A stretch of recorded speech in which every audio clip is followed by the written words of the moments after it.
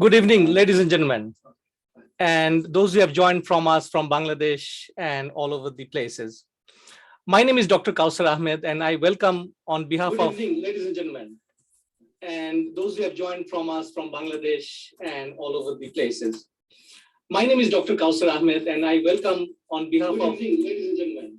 There's an echo. On behalf of all the Bangladesh Center for Bangladesh Studies, I welcome all of you to today's special webinar session where we are going to introduce the awardees of Bangabandhu Center scholarships. Before I begin the session, let me do the treaty recognition.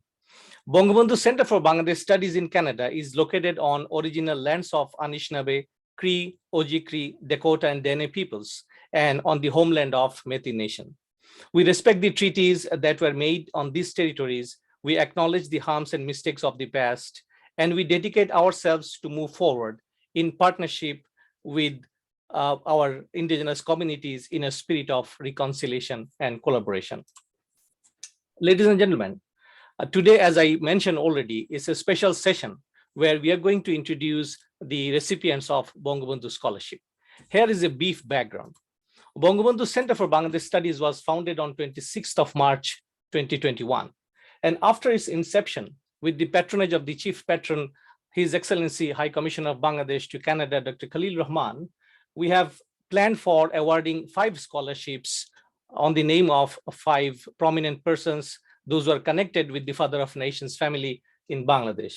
And on 15th August, these scholarships were announced. The main thematic areas for these scholarships were mentioned as Bangabandhu's peace philosophy and its role and significance in building world peace, Bangladesh as a role model for development, marching forward for realizing Bangabandhu's unfinished dream of Sonar Bangla, the Golden Bengal. The third one was dedicated to the theme of Bangabandhu's health philosophy and its role in achieving today's progress in health sector in Bangladesh. Then the fourth one, Bangabandhu Fazilatul Nesa Mujib's contribution to politics and its significance in women's increasing participation in contemporary politics in Bangladesh. And finally, the fifth one, Shahid Captain Sheikh Kamal, the architect of modern sports in Bangladesh. These thematic areas were chosen meticulously so that it attracts attention of number of candidates to apply and achieve those things. And now I'm going to briefly introduce our recipients before I welcome His Excellency for his opening remarks. Our 3 awardees today, Dr. Sharmin Mazumdar from University of Toronto, and I'm going to read their bios later on. Then the second recipient is Aluk Fontaine Richardson from Winnipeg. And of course, the third one is S.R. Khan Orthi. So now, before I go over the details of the session today, let me welcome His Excellency, the High Commissioner of Bangladesh to Canada, Dr. Khalil Rahman, for his opening remarks. Sir, floor is yours. Thank you, Kausar. Good evening, colleagues in Canada, and good morning to Sir, who has kindly, been able to join us.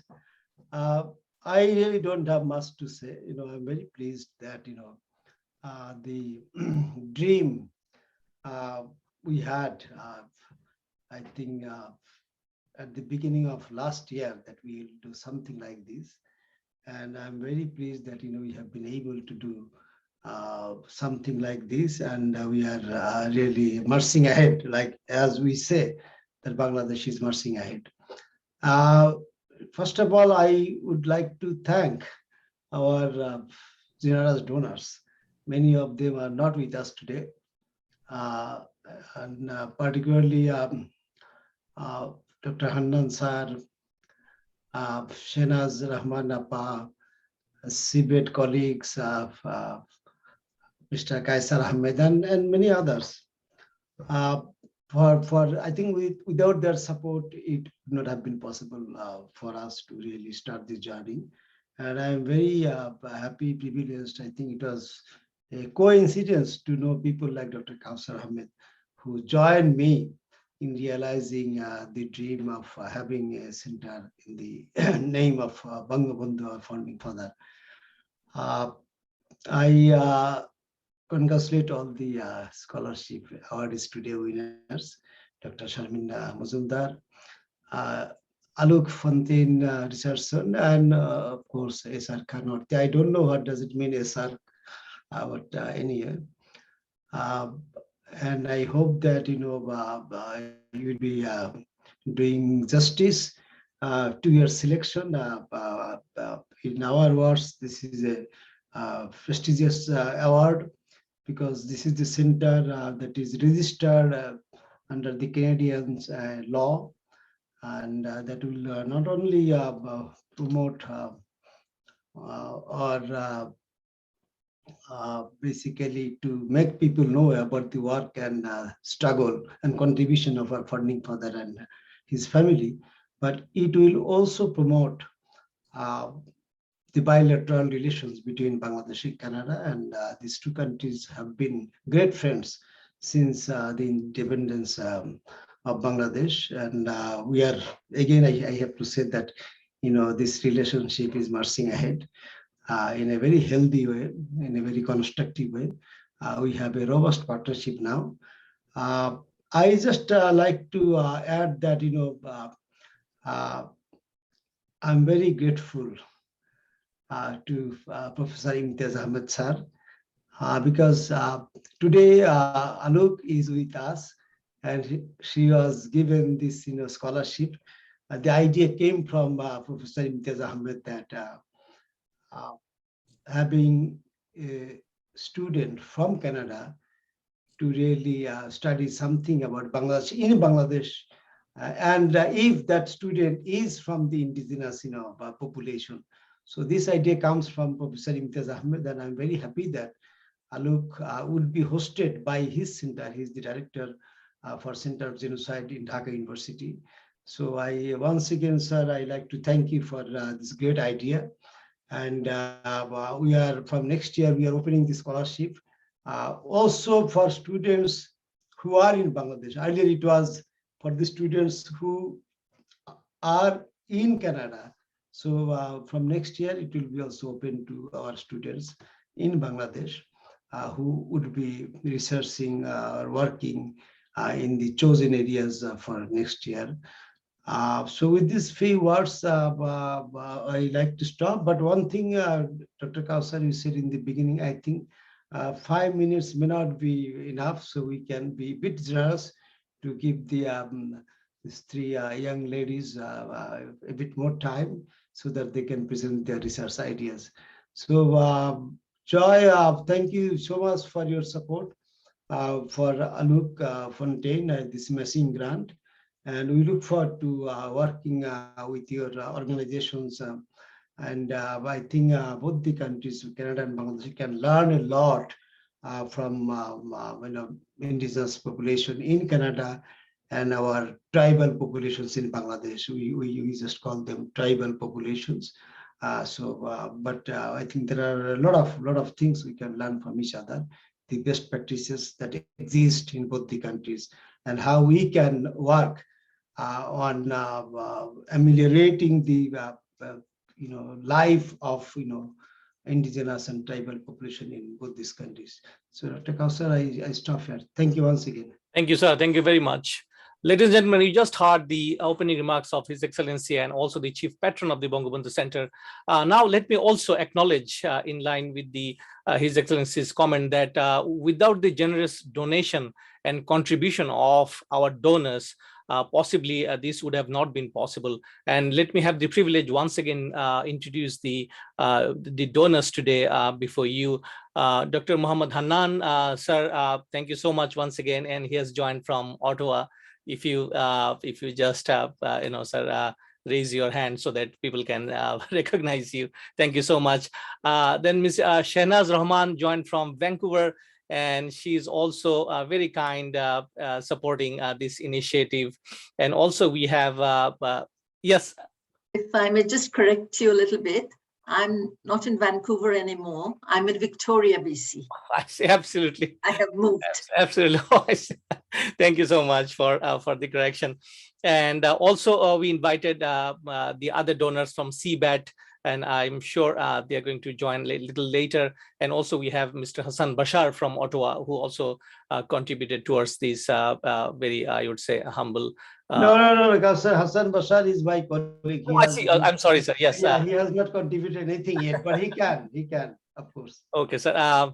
So with these corrections, let me now welcome our special guest, Dr. Imtiaz Ahmed, for his opening remarks. And as you have rightly heard, it was his idea to send one Canadian student to Bangladesh, and we are deeply grateful for his support and we need his support in moving forward as well.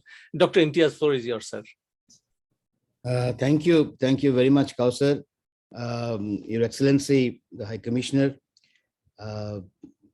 all my friends, and of course, first let me congratulate the recipients of the scholarship. Any good idea takes time to mature fully, but I think it's a good beginning. One can surely say that this is one beginning which will, if we can continue it, will result in a lot of things. Now, I have a little experience of Canada. I stayed there for 6 years. I did my PhD at Carleton. So I'm little familiar with Canadian culture and Canadian life. And I think it's important that Bangladesh know about different side of Canada. And one of the reasons I flagged that it would be nice to have somebody from the indigenous community, because in Bangladesh, very few people know about the indigenous community in Canada. And that was, even in my time, it was the same thing. So I don't think anything has changed. So it would be excellent, if Alok could come and, make a difference to the relationship. I'm sure she will enjoy the time. Bangladesh, if Kausar has not made it clear, are overly friendly people, and it's part of Bengali culture, and particularly this side of Padda.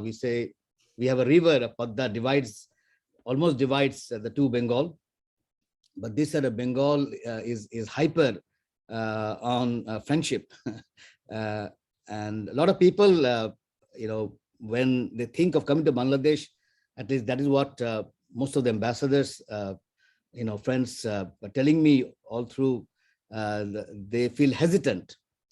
But when they're asked to go back after 3 or 4 years, they're again hesitant. They don't want to go back. they want to stay. And a lot of them actually went for a second term, continued. So hopefully everything will turn well. It's a pandemic. We haven't crossed the pandemic, and I think there are a lot of things to learn. And one thing that we have learned very quickly is to communicate through this platform. So I hope the scholarship would venture into programs beyond the scholarship. And like we have talked about, Kausar and myself, and also the High Commissioner was there. We talked about having, interactions where we can have certificate courses. The classroom is going to change very soon. It has already started changing. I use the concept called D-class space. We are not going to have class room. The room has changed. It has become space. And the word class is also very, anyone having a little bit reading of Mill or Marx would say it's a privileged concept. But now with a lot of classes coming in, I think it's important to declass the concept of class. So I see all the merits in this venture, and I congratulate Kausar and all the members, the donors that are into it. And I'm sure this will make an impact, but we have to continue. At times I see certain ventures come 1 and 2, and then Kaisar flies off to Tokyo or somewhere, and then there's there's no second Kausar to continue the journey. So I would want the institutional arrangement, so it should continue beyond Kausar, beyond myself, and beyond, of course, the High Commissioner, who also has a fixed term. And so let's have the hope, and let's continue the journey. Thank you very much. Thank you, sir. Just to assure you, sir, I'm not going anywhere in the near future. Winnipeg is my home, sir, just to assure you. So thank you for your very generous comments. We appreciate. Ladies and gentlemen, let me bring the Chief Executive Officer of Southern Chief Organization, which has kindly contributed the matching grant to support Alok's travel to Bangladesh and her research. And it's absolutely a privilege to welcome her tonight to say a few words. And she was there with Alok when His Excellency was presenting the awards in late November. Joy, floor is yours, ma'am.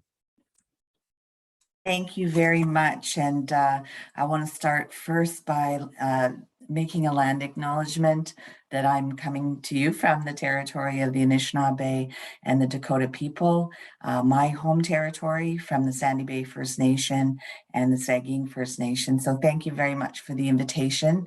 I want to thank Dr. Rahman, His Excellency High Commissioner,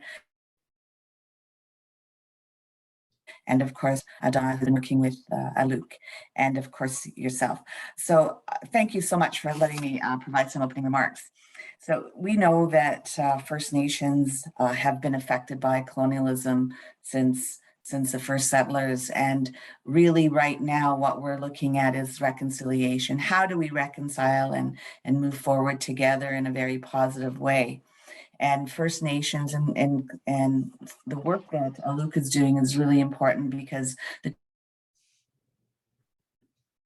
two areas that organization is around addressing the economic gap between First Nations and all other Canadians. And right now there's a huge economic gap when it comes to labor, housing, and poverty, etc. But the other area is around health. And health has quite a large scope. And one of the areas within health and well-being is the missing and murdered Indigenous women and girls area. And so those two areas in on because they affect all aspects of our home and so forth. And so we're really happy with what Alok's looking at in terms of going to Bangladesh. I'm so proud of her. I'm a member of Saugeen First Nation as well. And so we're really proud of what she's accomplishing for such a young woman. And I also think that the work that she's doing and the work that she's going to learn about in working in Bangladesh will be helpful for her. And what we're doing here in Manitoba, and she's young. She has a whole career ahead of her, and she has a real opportunity to learn from this scholarship and from her travels and to contribute back home. So we look forward to following her in her career. So thank you so much for being part of that and acknowledging her success. Chimigwech. Thank you, Joy, for your kind remarks. So we are going to also invite the donors, those who are present here today, to briefly listen from them, their motivation to support our the sample initiative. So let me welcome first Dr. Mohammad Hannan. Sir, if you might have some few words for the audience, please. Well, forgive my throat. I just recovered from a COVID, but I'm negative now, so I can speak. I'd like to thank His Excellency Dr. Rahman for bringing me to this forum. And I came to know Dr. Kausar recently, who is doing an excellent job. First of all, it is an honor to be associated with any activity that goes in the name of Bangabandhu, of whom we are all very proud for various reasons. And it is good that you have started a very novel effort to start this BCBS, so that through this we can bring various activities of Bangladesh that is leading it towards very soon a developed country in the world. And these are all due to the visionary vision and dreams of Bangabandhu. So in his name, if we can support some students to conduct research on various aspects of Bangladesh, it will be a job worth done. Contribution and donation, these are very relative. It is very humble. What we have done is nothing worth mentioning. It is perhaps it is the beginning. I would urge all other friends. I see a friend of mine is Shehnaz Rahman. Okay. And there were a few other donors. They could have joined. I would urge all of them and others, those whom they know, to join in supporting this program. We have to go for a fundraising to collect a reasonable amount of funds so that we can support more students. I will do my humble best in whatever I can. And as I said, I'm just honored to be able to do that. So thank you, Dr. Kausar. You always conduct meetings very well. Thank you, sir. Thank you. It's a pleasure and it's a privilege to have you, sir, with us in this initiative. Now, let's hear from Shehnaz Rahman. Ma'am, floor is yours now. Assalamu alaikum. I wasn't prepared to speak or say anything. I'll just say a few words that Your Excellency, High Commissioner Dr. Khalil Rahman, I think of him as a younger brother. And then I'm in the presence of Dr. Hannan, who's my older brother. So I'm in amongst family here. I am very, very honored to be a part of, in a very minuscule way, to be a part of Bangabandhu Center for Bangladesh Studies in Canada, and to be associated with anything of Bangladesh. Being born in Bangladesh, Bangladesh is my motherland. I'm very emotionally attached to Bangladesh. And Dr. Kausar Ahmed, you know, when we had our first few texts, that I said that my heart is always in Bangladesh. So I'm very, very honored to be a little part of this center in a very small way. And Alok, the only thing I would like to tell you is you will love Bangladesh. All of us who were born there, we hold Bangladesh very dear to us. And I'm sure you will remember your trip to Bangladesh forever. I wish you all the best of luck, and also the other recipients as well. Thank you. Thank you so much, ma'am, for Sir, I just like to have 1 minute. I'm sorry. Just for the information of our kind attendees here, especially for Professor Imtiaz sir, I must acknowledge that I got inspired from Dr. Mohammad Hannan sir. He is friend of my many bosses in Foreign Office, and in fact he connected me with other donors. So I deeply appreciate, sir, for your the kind support. And one thing I'm planning to do before I leave Canada, I'm going to raise an endowment fund for the center, so that can support the operation of the center. And I also expect that the recipients of the Bangabandhu scholarships will also be associated with the center in future, because this is a non-profit organization, and we really can't really give any salary to anybody. So with your contribution, voluntary contribution, the center can do much. So this is my personal expectation from the recipient of scholarship in whatever way possible, if you can help us. And about Dr. Kausar, for Anand sir, let me tell you one thing. I want to reveal this thing. You can also see Dr. Kausar Ahmed very soon as a talk show host. So in Canada, in USA and UK, and of course in Bangladesh. So with that, I stop. Thank you. Thank you, sir. Thank you. It's a very inspiring words. Ladies and gentlemen, let's focus on to our main part of this today's session, the awardees. So as I promised, let me go over very briefly their bios. So first, Dr. Sharmin Mazumdar, and she's a PhD candidate in health services and policy research at Dalai Lama School of Public Health at University of Toronto in Canada.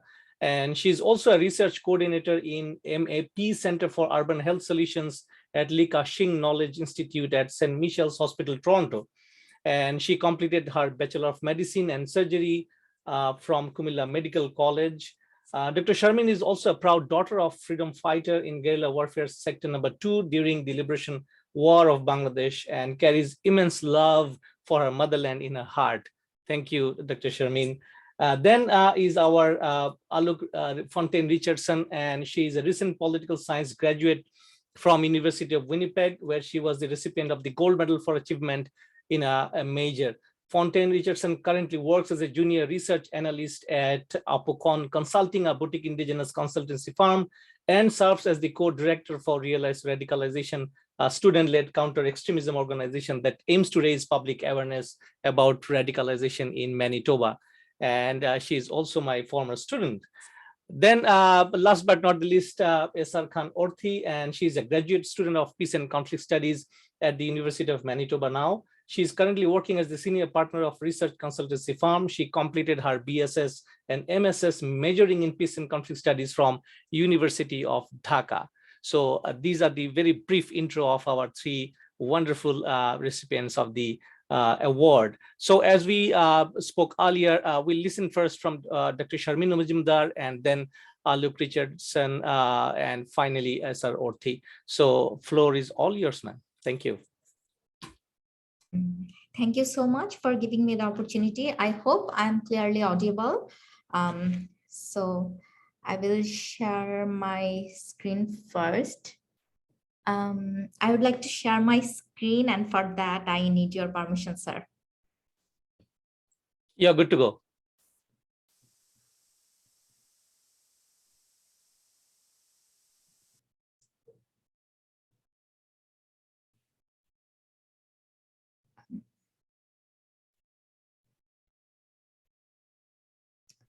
I hope my screen is visible.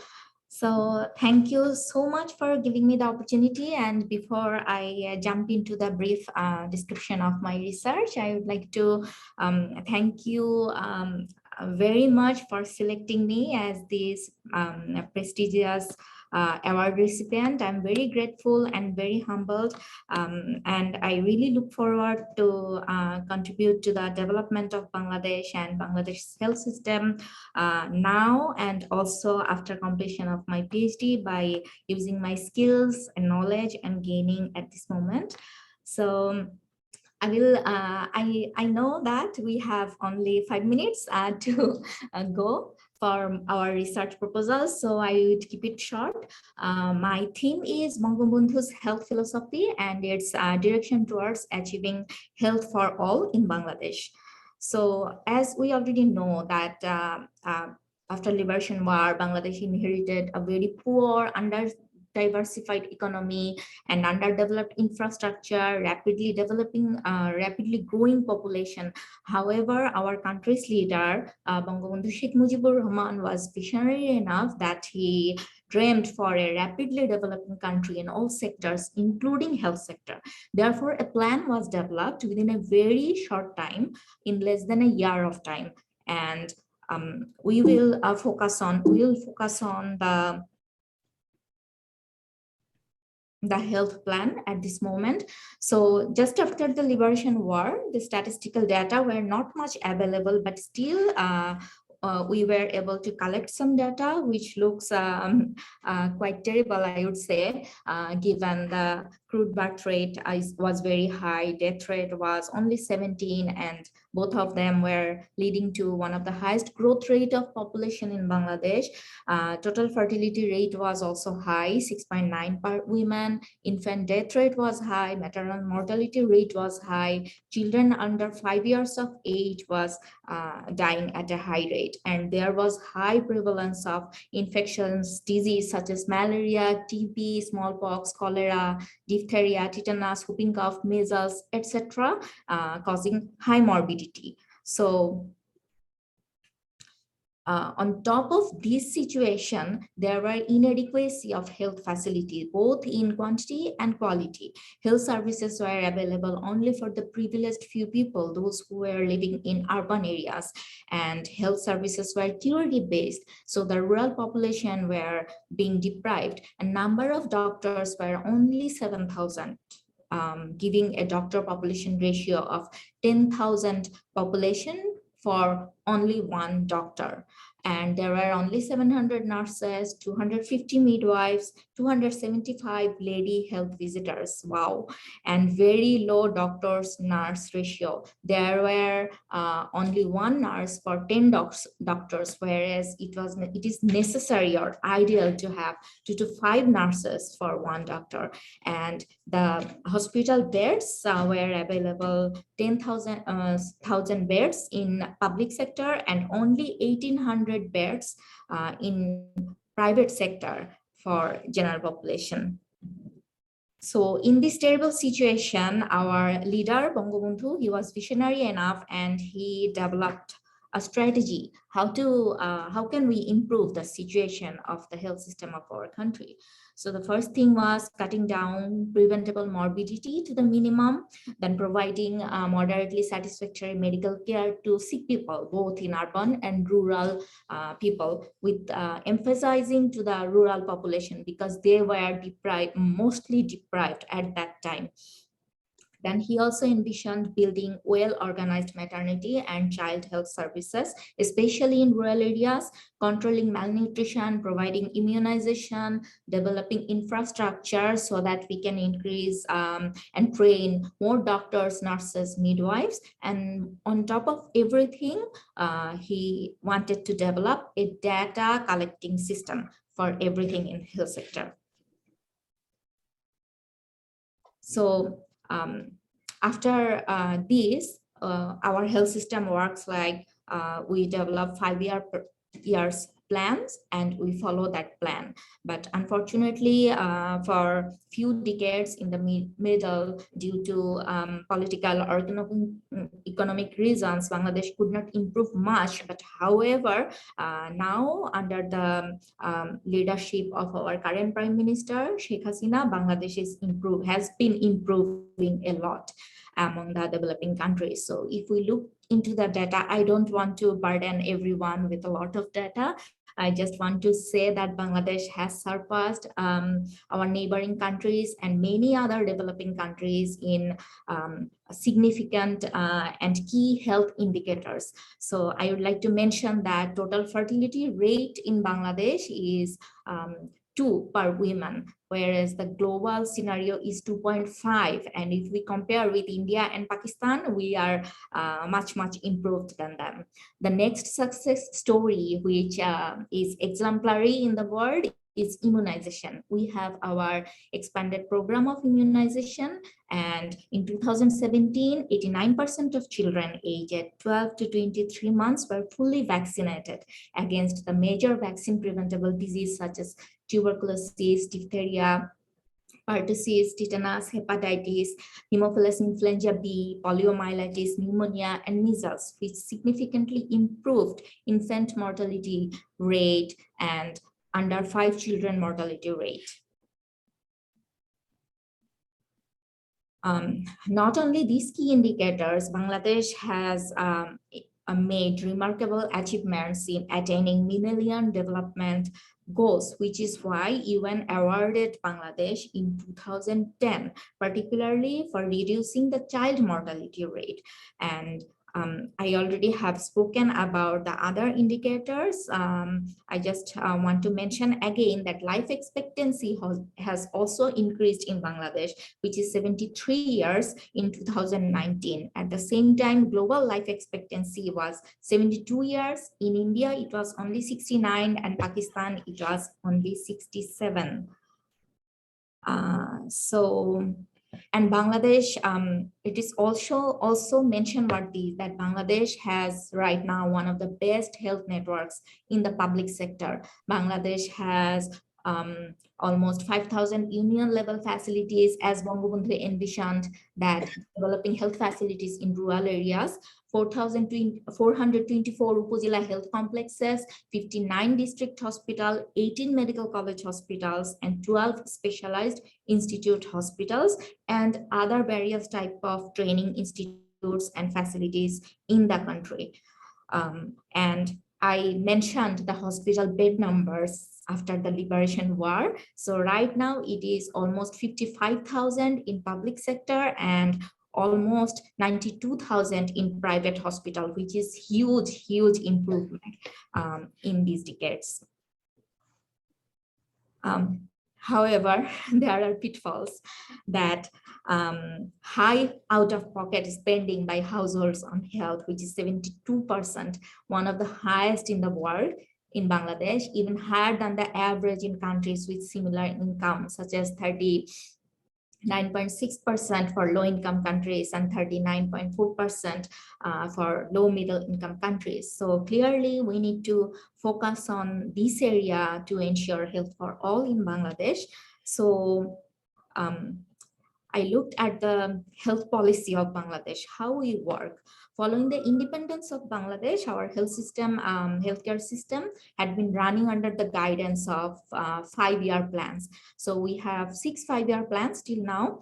The country also adopted 2 population policies. One was in 1976 and one was in 2004. In addition to these policy documents, there are 2 sector strategies. One is health and population sector program, and one is health, nutrition, and population sector program. So for my research project for this award, I aim to review and analyze these policies to see how can we improve the pitfalls and how can we face these challenges. When I was looking at the policy documents, recent policy documents of Bangladesh, I found that our government has identified 3 challenges in the near future. One is inadequate health financing, then inequity in health financing and its utilization, and then inefficient use of existing resources. So in my research, I would like to focus on the policy gaps, like why these challenges we are facing, how can we improve these challenges, and I would like to recommend some policy modification, like how can we increase the government budget, although I know it might be very challenging, but still at least we can make some amendments for efficient utilization of our health resources, and then strengthening the management capacity and enhancing the coordination among the management, these kind of things, and overall improving the public and private sector and their collaboration. So this is a very little research project I would like to conduct for this award. And if time permits, I would also like to interview some key higher authority in our health sector, for example, our DG Health or head of IEDCR or head of ICDDRB, to know their views or to know how can we help our health system to develop further. So this was pretty much what I would like to say. Thank you so much for your patience hearing. Thank you very much. So I would say it's a wonderful project, and we look forward to see what are the research outcomes. Thank you once again. So let me welcome Aluk Fontaine Richardson now to explain her research ideas and how is she going to achieve those goals. Aluk, floor is yours, ma'am. Hi, I'm wondering if it's possible that you could make me co-host, because I'd like to share my screen so I Absolutely. could show my PowerPoint. You're good to go now. Okay. I don't know 100% sure how to do this, but let's see.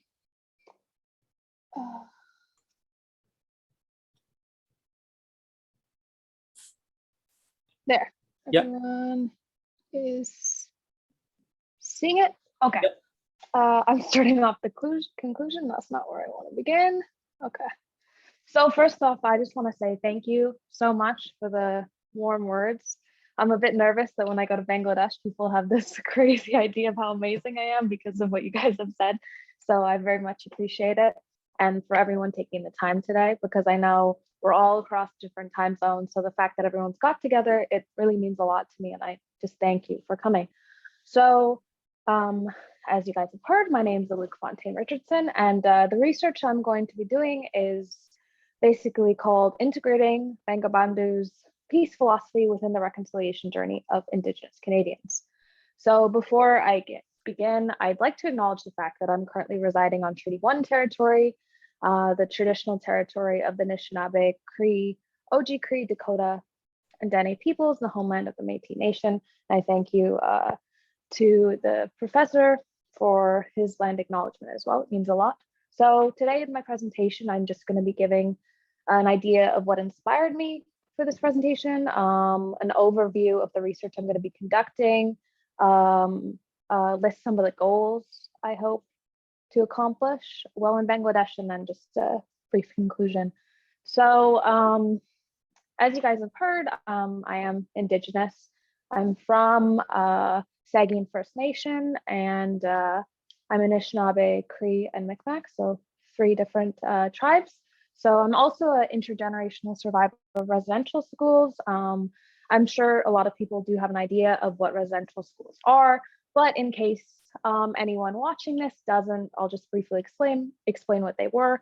So basically, it was a policy of the Canadian government to take Indigenous children, that is First Nations, Métis, and Inuit children, and put them in schools where they were forbidden from speaking their native tongue and forbidden from practicing their traditional cultures. And a lot of my family members went there, and that always kind of bled into my own life. I've always, I guess, had a strong sense of injustice in the world and a desire to improve the situation of Indigenous Canadians, because as I'm sure many of you are aware, there's a huge disparity in Canada between Indigenous peoples and the rest of the population. Like there is just much worse health outcomes, worse socioeconomic conditions, and the list goes on and on. So that's kind of my background and informs a lot of what I do. So then in the fall, I guess I was approached by my former professor, Dr. Ahmed, and he told me of the scholarship idea that they had reserved a spot for Indigenous women. And he told me a bit about Bangabandhu, but I don't know if you guys know, but you probably guessed I'm not Bangladeshi. So I wasn't entirely sure because I really had no idea, what he had accomplished in his life. So I did some research and I found out what he had done, which, I'm sure a lot of people that are from Bangladesh, they have an idea, but in case you aren't, he helped liberate. He was part of the liberation process for, first of all, India from Britain. And then he also assisted liberation from West Pakistan with East Pakistan. And he did a lot throughout his life, and it was strongly informed for him by decolonization. And when I read about that, I was completely intrigued because I saw so many parallels between what he did and what the Indigenous people here are trying to do. So then when I read that, I knew that I could make something of this research project. So with Dr. Ahmed's help, and I can't thank him enough, I began developing a plan to promote transnational Indigenous partnerships and import some of the lessons from Bangabandhu's philosophy and the 1997 Peace Treaty, and import those to Canadian reconciliation efforts. Before I go any further, I know reconciliation is a huge buzzword and a lot of people throw it around without truly knowing what it means. So to just give a very succinct answer to what reconciliation is essentially just establishing a mutually respectful relationship between 2 or more different parties. And currently that's obviously not what's happening in Canada. There's not a mutually respectful relationship, and that's what Indigenous people and others are working towards, trying to establish a level playing field for everyone in Canada. Sorry, 1 second. So project overview. So wait 1 second. Okay, so the project I'm going to be doing is spearheaded by 2 overarching objectives. So the first one that I'm going to be primarily focusing on is to examine the Chittagong Hill-Trax Peace Accord of 1997. So in case anyone's unaware, it ended decades of ethnic conflict, and it was also spearheaded by Bangabandhu's daughter, who is the current Prime Minister of Bangladesh. So I wanted to explore the potential applicability towards reconciliation within Canada. And I do realize that obviously the contexts are not entirely the same. I mean, we don't really exactly have armed conflict currently happening in the country, but I think the underlying theme of it, which is to heal a fractured nation and to restore relationships, I think that is what I really latched onto, and that's what I thought we could apply to reconciliation in Canada. So what I'm going to be doing is researching the peace accord, first of all, and seeing with interviews how it impacted local Indigenous or tribal people, as they're called there, and also other non-tribal people, because as I said before, reconciliation is not a journey that's just undertaken by one party. It's a journey through different people. So I want to get an idea of how it affected everyone. And I want to also get an idea of the areas that were the most benefit for the involved parties, because I want to take those areas, those core salient themes, and I want to see if we can incorporate them in a framework compatible with Indigenous Canadian philosophies and reconciliation objectives.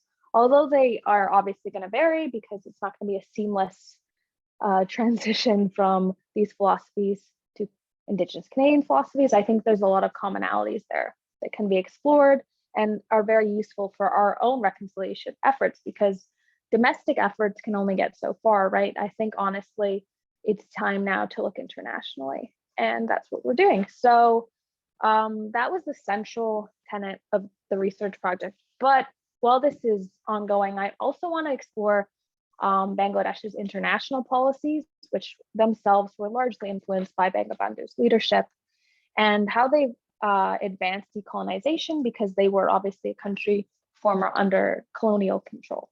So I want to see how this led to Bangladesh's strongly influential global presence, because for anyone unaware, I'm sure a lot of people in this webinar are aware because they are from Bangladesh, but Bangladesh is a relatively small country, yet it yields enormous global influence. And I was really intrigued by how they accomplished that, especially because they're a relatively newly established country. So I wanted to see how we could apply those international policies that made Bangladesh so influential and apply them to Canada's Indigenous peoples, because Canada's Indigenous peoples, obviously we're not our own sovereign nation, but we're doing a lot of international work, and we're trying to gain further international recognition of Indigenous rights and establish meaningful self-governance, autonomy, and be recognized for our nationhood.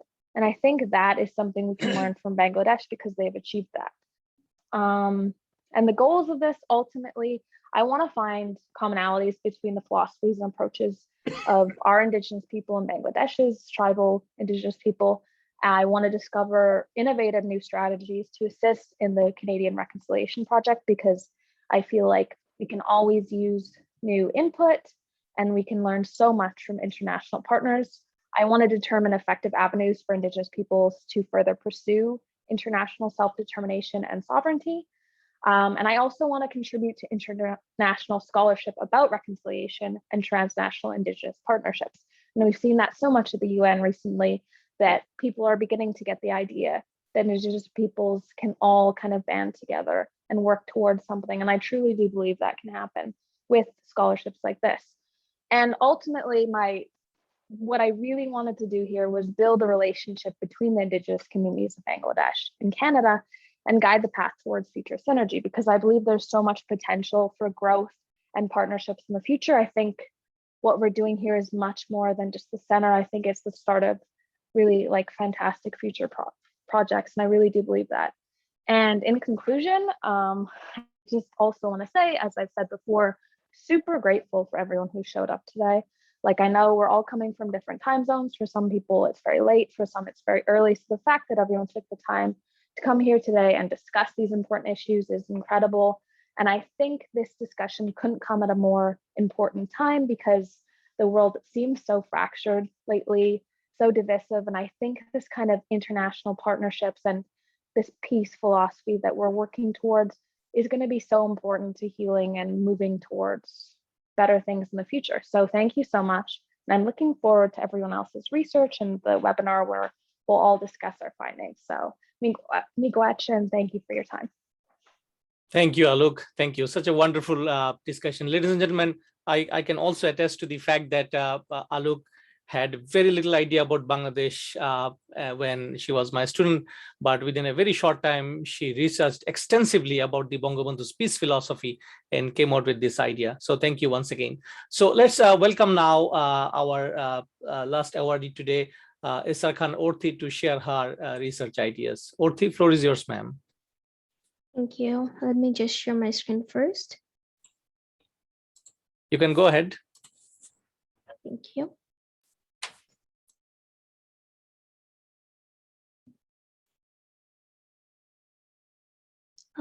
Can you see my screen properly? Okay. First of all, thank you everyone for coming together today here. I know it's a different time zones, and I am really honored to be in the presence of such distinguished people here. And I am also honored and grateful that I am one of the first awardees of this prestigious scholarship. So I just wanted to give brief details actually about my research, and I wanted to address one of the concern of His Excellency about my name. Actually, my name is Sanjida Risala Khan Orthi. It's quite extensive, so for some reason my parents thought it would be worthwhile to name me as Khan Orthi. But I go by as Orthi, and my friends and family calls me Orthi. So yeah. And I'm currently a graduate student of Peace and Conflict Studies at the University of Manitoba. And my research topic is, as you can see, that Bangabandhu's peace philosophy and understanding its role and significance in building world peace. Mainly the peace building approaches after post-conflict areas actually, and peace building approaches can be really extensive.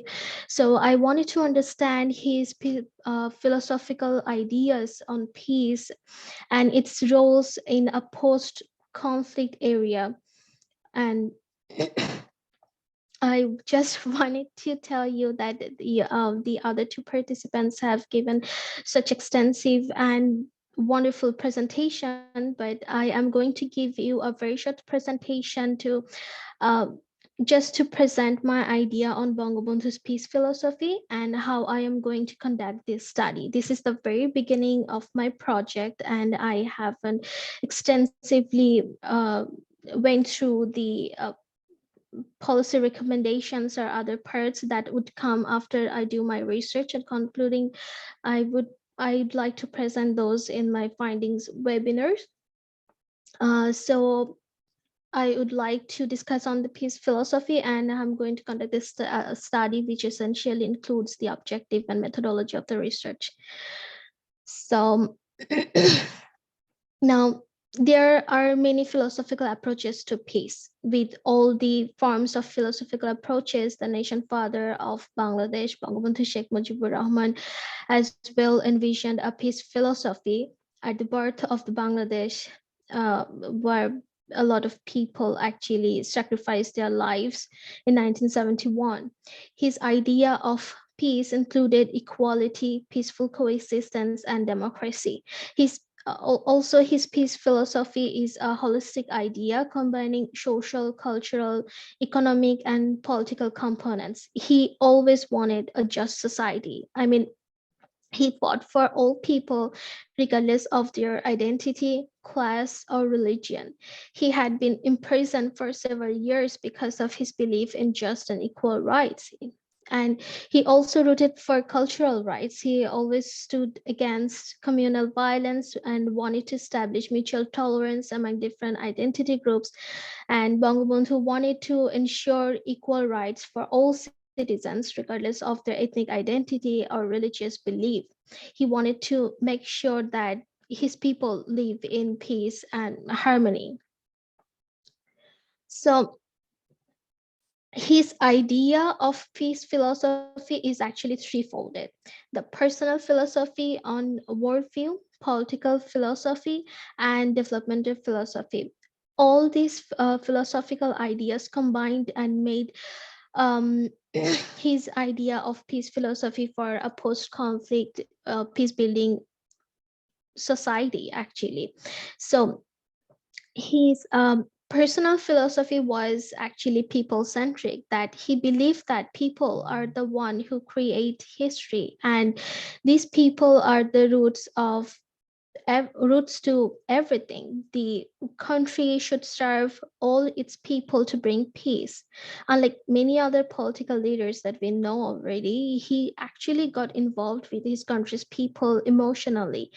These uh, this people-centric orientation actually helped him to be a pragmatist and to carry forward with ordinary people's aspirations. That's what actually we believe, that's what this belief actually made him one of the greatest leaders in Bangladesh. He always dreamt of an equal society by introducing socialism in a functional democratic way.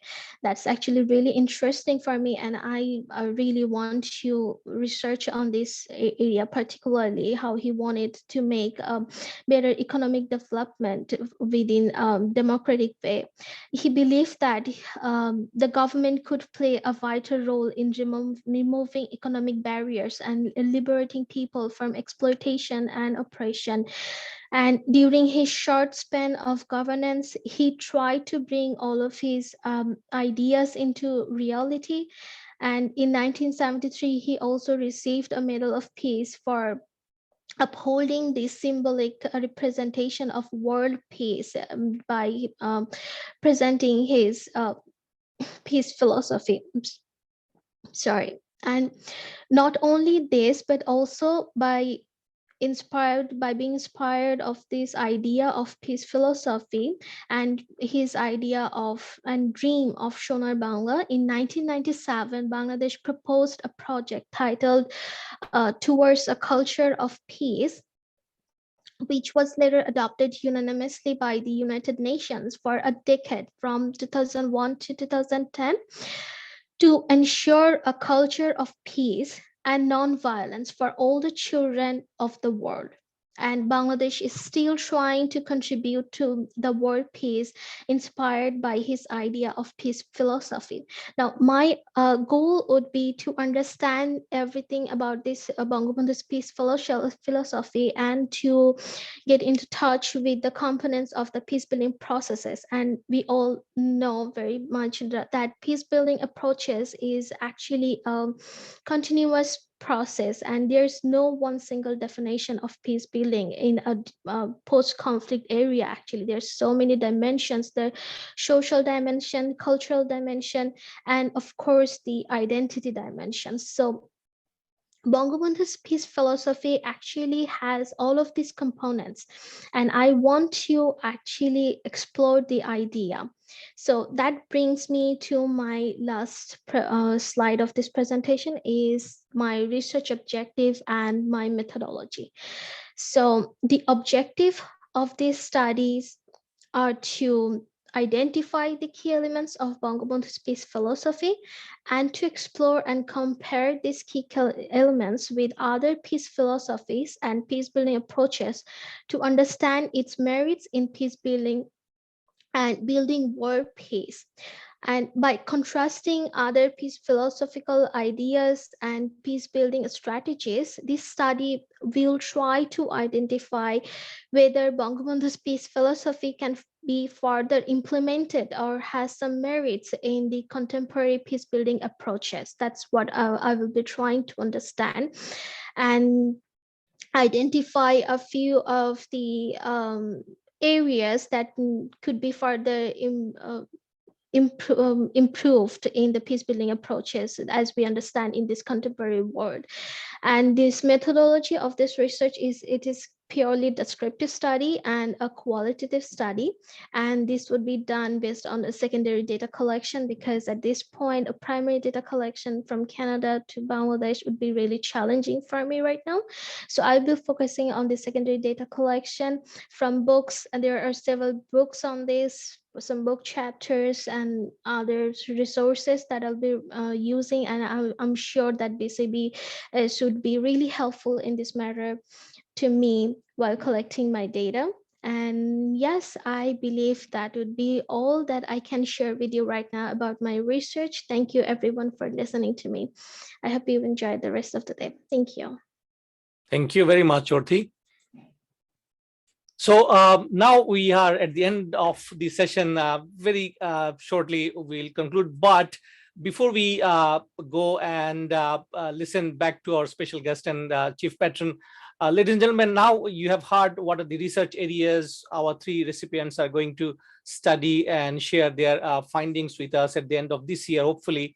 Let me also acknowledge the team which worked behind this whole process of first of all, announcement, then curating the data, and then sifting to the data and identifying three top awardees. Dr. Saeed Khan, who unfortunately couldn't join us this evening, so he is one of the directors of Bangabandhu Center who worked assiduously and helped me to kind of get to the whole calculation of the award competition. And also for the web management, Sharmina Shafi from USA, she also worked absolutely sincerely to put up the initial call for applications and then also curating data through Google Forms. So our deep appreciation to both Sharmina Shafi in the USA and Dr. Saeed Khan in Winnipeg. Thank you for your hard work. Ladies and gentlemen, we have heard the amount of research three young female they have put on behind their ideas, and we look forward at the end of this year to listen from them again what they have achieved, so that we have a fruitful conclusion of this whole competition. So before we finally and formally conclude, let me also go back to Dr. Imtiaz Ahmed once again to listen. Sir, you have heard all of them speaking about their research, and if you have any thoughts and suggestions, and of course, sir, we will continuously seek your support and help in directing and steering them towards their goal. And Dr. Imtiaz now, sir. Thank you, Kausar. No, I think all three presentations were excellent. To begin with, Sharmin's presentation, I think there's so much she could contribute now that health is a critical one given the pandemic. Somehow Bangladesh succeeded, relatively better, when it comes to containing the COVID-19 pandemic, at least up until now. We really don't know. We are having the third wave. Now, it could be for many reasons, but one thing is, I think she flagged it quite well. Our, the vaccination process, the infrastructure is something to be looked into. I think a lot of developed countries can also learn from the infrastructure that we have. It's remarkable. Even one day vaccination, we could go as high as 3 million people can get vaccinated in one day. That is 30 lakh people, and it has done in several days. They even went beyond 3 million getting vaccinated in Bangladesh. And of course, the pharmaceutical sector is also very high up. So I think she can contribute. Just to flag, and this would also include Orthi's and Alok's presentation. We have moved into something called Bangladesh Dream. Yes, Sonar Bangla is one thing, but and it's come out of Bangabandhu's understanding of Sonar Sonar Bangla. Now, the Bangladesh Dream one, of course, is the health sector, and the idea is to have the entire country connected, and not to have a city-centered health center. So this is the right time. I think Sharmin got her things in place so that she could actually help to engage herself in an interesting way. So it would be nice if she could, organize some webinars with some of the public health people, particularly to begin with, and then of course you can, grade that into different sectors as you build your argument. There are excellent public health people here in Bangladesh, first-class people who know what they're doing, and they have succeeded actually in advising the government in a way where, at least as I said, up until now, if you look at the per million death, somehow it's much lower than some of the developed countries, which has much bigger fund. So I think this is an excellent area that she's working on. Alok, I don't know what the meaning of Alok in your language, but Alok means light, in Bengali. So, and I take it as Alok. I'm sure they will all call you Alok. So it's quite a familiar Bengali word. So if you say you are calling Alok, they will say you are a Bengali. They would not take you as a non-Bengali. So on the telephone, I think they will take you as a Bengali who probably lost the accent a little bit, but they will not take you as a non-Bengali. They say, no, you must have some connection with Bengal. Otherwise, how can your name be Alok? So Alok, it means light, and I'm sure, as I said, your topic is also very, very timely to look into. We still have, I think the indigenous people are still upset on many issues, which would be nice for you to flag. We flag it all the time. So it will be interesting to see your views, but at the same time, there are interesting side to way the indigenous issues have been handled. Officially, we don't call them tribal. I know His Excellency used that term. It's Khudro Nirigoshti.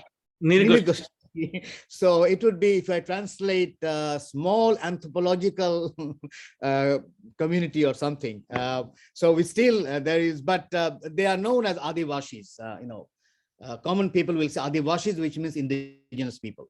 So we are part of that debate, and it's an interesting debate that is still there. So your topic is also, I think, very, very timely. And finally, Ortiz, the very fact that Bangabandhu had so much to say about peace.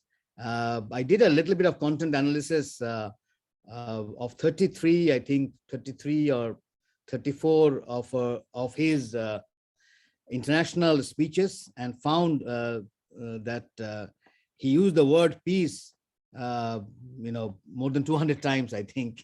So you can look into some of the papers that got published recently, but peace has been very centered to Bangabandhu, and particular time when Cold War was on.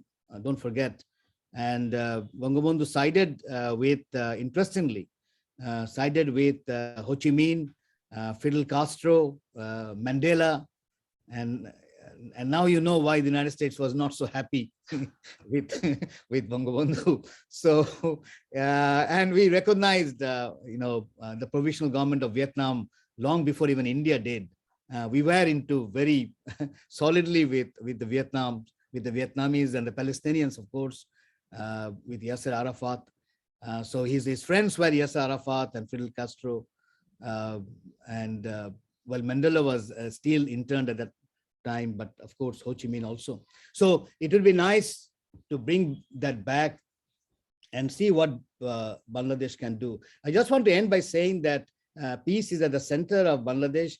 Bangladesh is one of the few countries which has development without enmity. We don't have enemies. That's the interesting part.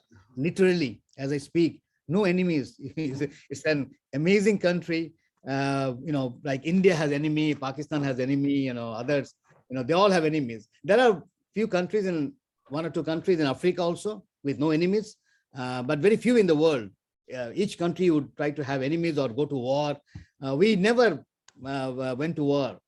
Even when we were asked by important major powers, whether in Afghanistan or Iraq or Kuwait, we said, no, thank you very much. And they said, well, we'll not be with you. I said, fine. But still, sorry, we can't be at war. So we have never participated in any war. It's amazing, given our size, size geographically small, but it's the 8th largest country in the world. You'll be amazed by the population. It's huge. The country the city that I am in is nearer the population of whole of Canada. And how the city operates, I have no idea, believe it or not. But it's only 2 mayors runs this city, but it's almost big as Canada's population. So, but I don't want to terrify you that but it's interesting. It's interesting country, and I don't say that as a Bangladeshi. I'm familiar with a lot of other countries, but I always find this Bangladesh very interesting, mainly because of the resilience that the people have. So I'm sure you too will get interesting ideas. So going back to Ortiz, I think peace is at the center. As I said, it's a country which developed a little bit without having enemies. And even now with the pressure, as you know, with re-rise of China and United States, still we are trying to say to both that we are with you. We say to the United States, we are with you. We say to China, we are with you. So sometimes they find it very odd, but there's no way we can side with one against the other. That is very, very, very central to what Bangladesh is all about. And as the 8th largest country in the world, I'm sure the re-rise of, and I use the word re-rise because don't forget, in the 18th century, China was the largest economy in the world, and undivided India was the 2nd largest in the world. And in that undivided India, Bengal was the richest province. So what we see today is literally a re-rise of Bangladesh, slowly, but I'm sure in years to come, we'll make a difference to the world. So thank you again. Thank you, Your Excellency. Always loved your talk. Thank you, Kausar, and thank you all the recipients. Congratulations to all of you again. Thank you very much. Thank you, sir, for your, I would say, very inspiring words. And ladies and gentlemen, before I hand over for the final concluding remarks to His Excellency, let me also share with you that Dr. Imtiaz Ahmed kindly accepted to host Aluk's research and her academic activities in Bangladesh. And on behalf of Bangabandhu Center, I would like to take the privilege to thank Dr. Imtiaz Ahmed for coming forward and helping us in the first ever Canadian Indigenous women traveling to Bangladesh to study peace and reconciliation. So thank you, sir, once again. So ladies and gentlemen, we would like to formally conclude, and I would like to once again request the chief patron of the center, Dr. Khalil Rahman, to kindly have his concluding words. And just to also share with you that chief patron is highly passionate about this particular adventure, and without his support, this whole project would have not been come into fruition within a very short period of time. So thank you very much, His Excellency, for your continued support. Sir, for your concluding remarks. Thank you, Kausar. Once again, I would like to thank all the donors for their generosity. And of course, I am always very passionate to hear, to listen to Imtiaz sir. Sir, thank you to be supportive to the center and supportive to our endeavors. Sir, after you have spoken, I should not have anything to add. But one thing, sir, I would like to add, nonetheless, is that we are not with USA, we are not with China, we are not with India, but we are with peace. So whoever comes with peace, we are with them. And for Orti, I should say that, not only Bangabandhu left his peace legacy with us, and to nurture it, Imtiaz sir has been deeply involved, was deeply involved in the last concluded World Peace Conference that was held last month in Dhaka. That is 4 to 5 or 5 to 6 December. And I think Imtiaz sir moderated some session of that. So that is another component of your work. Please look at it. that from where we have got where and what are our future take in building the peaceful world, peaceful society, peaceful region. Alok, I think you are in very safe hands, and I once again I think I like to add that Professor Imtiaz sir has perhaps has already selected someone to supervise you, who used to teach us in the Foreign Service Academy, International Relations. I think she might have also studied in Carlton or somewhere, I don't know. But I forgot that, Professor Amina Begum, maybe, sir. Yeah. Amina Mohsen, sir. Yeah, Amina Mohsen, sorry, yeah. Yeah, that time I think Mohsen was not there when she taught us.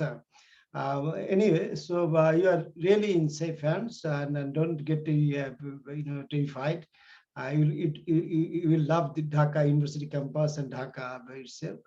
But one thing I like to add in your work is that, not only on 1st of December 1997, the current Prime Minister in her first stint concluded the Chittagong Hilltop Peace Accord, but you have to also look at the developmental works that has brought in, that has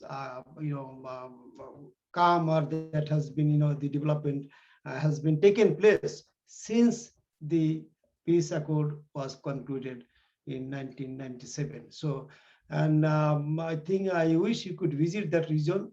This is one of the, not one of the, perhaps the best touristic attraction, that region now in Chittagong. And that has been possible because of this peace accord. So this developmental aspect should be also in your work. I think, I'm sure Imtiaz sir will guide you. Professor Amina Mohsen will guide you, but this is one thing perhaps you may not forget and forgo. Dr. Sharmin Mazumdar, I was amazed to see the precarious health scenario that you just presented, what we achieved or inherited from Pakistani occupation in 1972. I can't really believe that we had only 700 nurses in the whole country. So I think that will be a very interesting study. And myself being a former public health worker, I should say, it would be very interesting for me to really look at her work, and that will really guide us how we can ensure health for all in Bangladesh, especially in terms of health financing, the universal health coverage. That is one of the health SDGs. So I don't want to take much time, and I am really, really passionate about the center, and I don't know how we can really involve Imtiaz sir more in the center. And Joy, once again, thank you, and we look forward to your continuing support to the center and your collaboration in learning from our experiences, how we can really try our best to develop or to work to improve the fate of the indigenous and tribal population. Sir, I think this is the official term I have to use. So no matter whatever I see, I'm sure in Aluk's paper, these tribal populations would be, written when you present your paper, since this is the official term. So Dr. Kausar, once again, thank you. Dr. Hanan sir, Shenaz Rahman Appa, basically, she's my elder sister. And she was introduced to me by Dr. Hanan sir again. So thank you once again for joining us. Okay, I stop here. Thank you, sir. Thank you. Thank you. Thank you. Sir. Thank you very much. Ladies and gentlemen. Good night from Ottawa. Yeah. Thank you, sir. Everyone. Thank you. Good night. And so just to say formally and conclude this session, once again, thank you for attending. And it's almost past close to midnight in Canada. So very good night for all of you, those who have kindly attended. And for Dr. Imtiaz sir, have a very nice rest of the day in Dhaka. And we know it's a very pleasant time in Bangladesh, the winter, we always call it, and we cherish.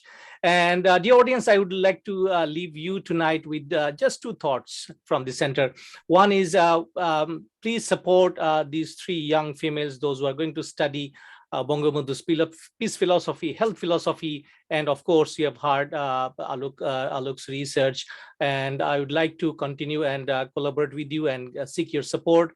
And second point is, as you have heard from Dr. Imtiaz and others, Bangladesh is in our heart. Those who have come from Bangladesh, those who are born in Bangladesh and were brought up in Bangladesh, we have very deep and long-lasting ties with Bangladesh, and that is unforgettable. And we always try our best to promote Bangladesh, the positive aspects of Bangladesh in forums that is available in Canada. So I would like to say once again, thank you so much. Miigwech, bye-bye. Bye, everyone.